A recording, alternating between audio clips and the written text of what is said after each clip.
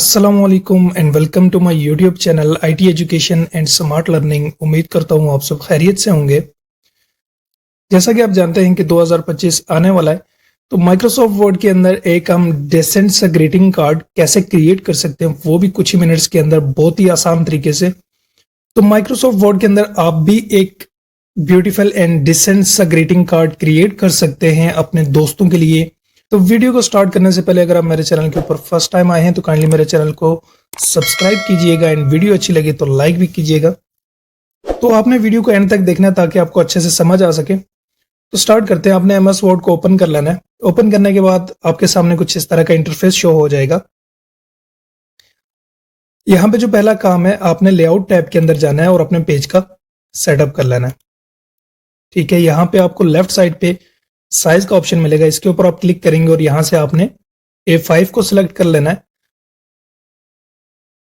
उसके बाद आपने मार्जिन के अंदर जाना है और यहां से आपने इसको नैरो कर लेना है। उसके बाद आपने सिंपल इंसर्ट टैब के अंदर चले जाना है। इंसर्ट टैब के अंदर हमने यहां से एक शेप को ड्रॉ करना है।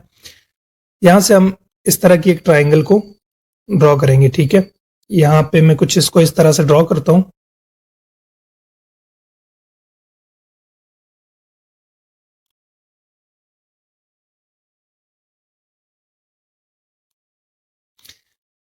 और ड्रॉ करने के बाद कुछ इस तरह से आपने इसको रोटेट कर लेना है।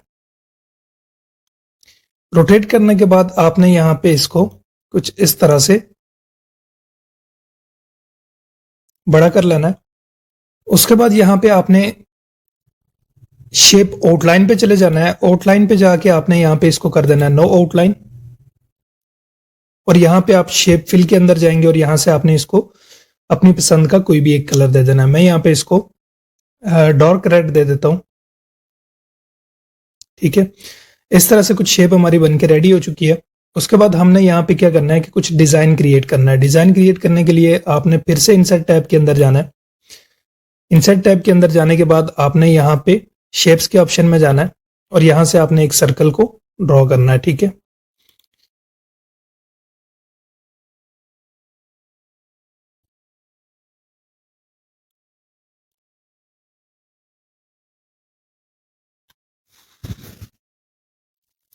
यहाँ पे आपने सर्कल को कुछ इस तरह से रख लेना है और यहाँ पे आपने क्या करना है, शेप आउटलाइन इसकी कर देनी है नो आउटलाइन। और यहाँ पे आपने इसको शेप फिल कर देना है डार्क रेड कलर में। ठीक है, मैं सिंपली यहाँ पे इसकी कॉपी करता चला जाऊंगा।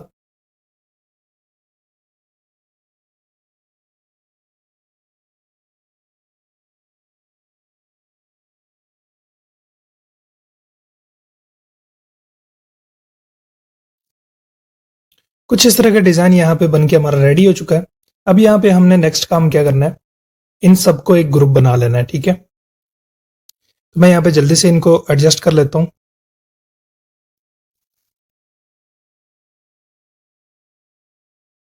तो जो ही आप शेप फॉर्मेट के अंदर जाएंगे, यहाँ पे आपको ऑप्शन मिलेगा ग्रुप का और यहाँ से आपने इनको क्या कर देना है, एक ग्रुप बना देना है। ग्रुप बनाने के बाद कुछ इस तरह से हमारी डिजाइन बन गया। अब हमने यहाँ पे एक लाइन इंसर्ट करनी है। फिर से इंसर्ट टैब के अंदर जाएंगे और यहाँ पे हमने शेप्स के ऑप्शन में जाना है और यहाँ पे हमें एक लाइन यहाँ पे इस तरह से हमने ड्रॉ कर लेनी है। ठीक है, कुछ इस तरह से कर लेते हैं और यहाँ पे इसकी शेप आउटलाइन में हम जाके कलर इसका ब्लैक कर लेते हैं और यहाँ पे इसकी विड्थ और यहाँ पे इसके वेट को हम थोड़ा सा इंक्रीज कर लेते हैं कुछ इस तरह से। ठीक है, अब यहाँ पे हमने क्या करना है,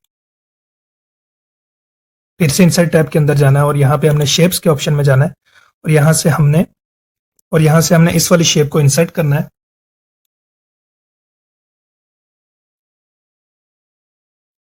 यहाँ से हमने इसकी आउटलाइन को कर देना है नो आउटलाइन और यहाँ से हमने इसको शेप फिल कर देना है कुछ इस तरह से रेड। और यहाँ पे हमने शेप इफेक्ट में चले जाना है और यहाँ पे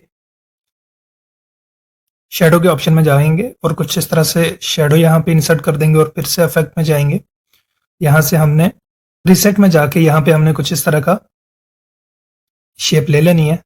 उसके बाद यहाँ से इसको आपने एडजस्ट कर लेना है। ठीक है, मैं यहाँ पे इसको एडजस्ट कर लेता हूँ और यहाँ पे अब इनको हमने क्या करना है, ग्रुप बना देना है। ठीक है,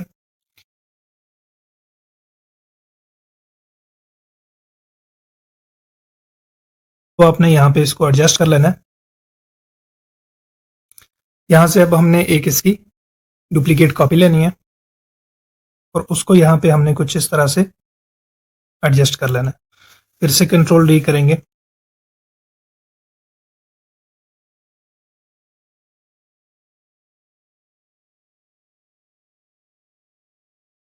कुछ इस तरह का डिजाइन हमारे पास बनके रेडी हो चुका है।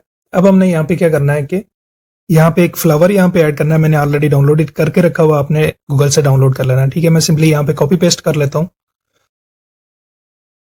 कुछ इस तरह से यहाँ पे मैंने इंसर्ट कर दिया। अब आपने यहाँ पे क्या करना है, गोल्डन कलर के यहाँ पे बटन ऐड करना है। ठीक है, इस तरह से आपने यहाँ पे इस सब डिजाइन के ऊपर एडजस्ट कर लेना है। ठीक है,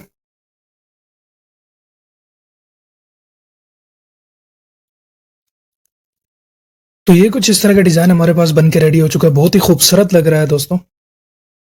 तो अब यहाँ पे हमने नेक्स्ट काम क्या करना है, यहाँ से हमने व्हाइट कलर के कुछ सर्कल यहाँ पे ड्रॉ कर लेना है। ठीक है, फिर से इंसर्ट टैब के अंदर जाएंगे और यहाँ से आपने शेप के अंदर जाना है और यहाँ से आपने सर्कल को चूज कर लेना है।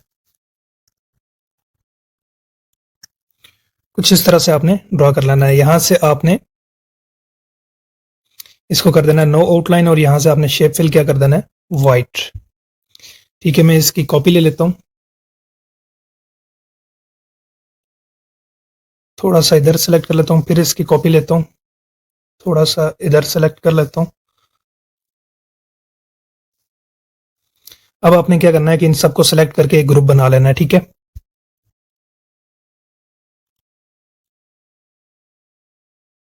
अब इसकी आपने फिर से कॉपी लेनी है।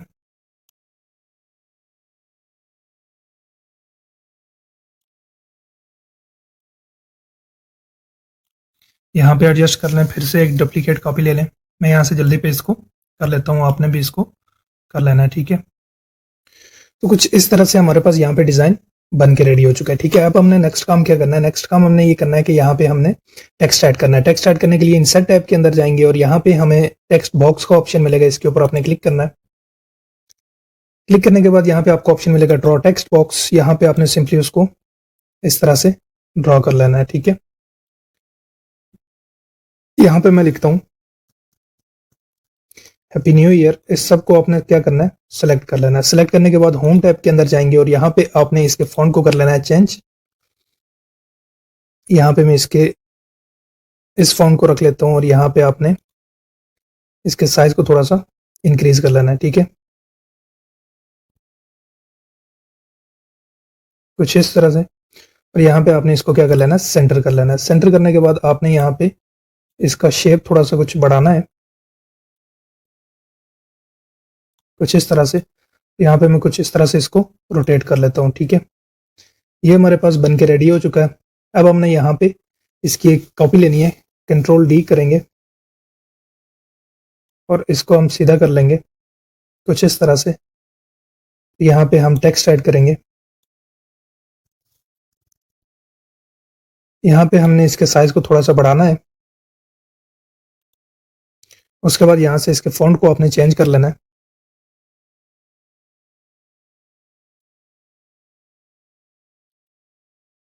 उसके बाद आपने शेप फॉर्मेट में जाना है और यहाँ पे इसको कर देना है नो आउटलाइन और शेप फिल में चले जाना और यहाँ पे इसको कर देना है नो फिल।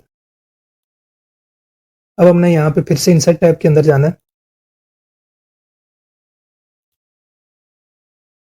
शेप्स के अंदर जाएंगे और यहाँ से हमने इस वाली शेप को फिर से ड्रॉ करना है।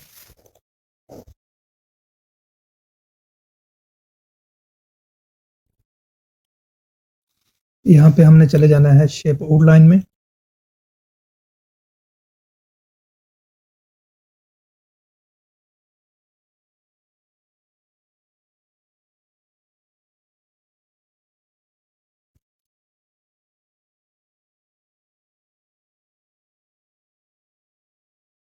अब इन दोनों को आपने क्या कर लेना है, ग्रुप बना लेना है।